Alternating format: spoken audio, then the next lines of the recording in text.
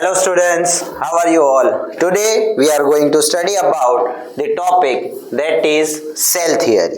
Do you know who proposed the cell theory? Cell theory was firstly proposed by the two scientists. First one was Matthias Cladian and second one is Theodor Swan.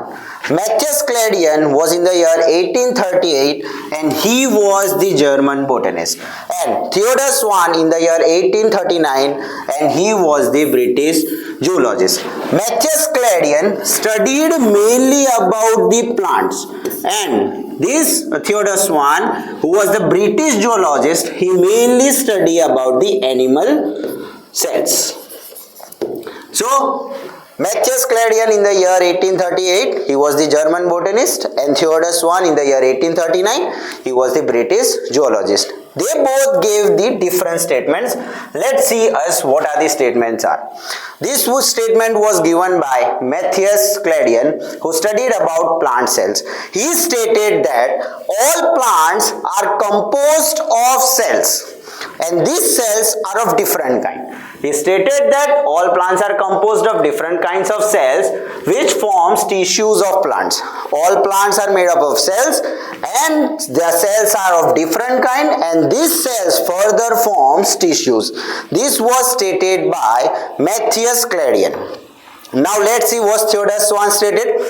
Theodor Swan reported that every organism has, especially animal cells, every animal cell has a thin outer layer which is today known as plasma membrane. Every animal cell has an outer layer which is today known as plasma membrane, or we can say cell membrane. But Theodor Swan also studied about the plant cells. He also studied about the plant cells, and he concluded that every plant cell has a unique character which is known as cell wall.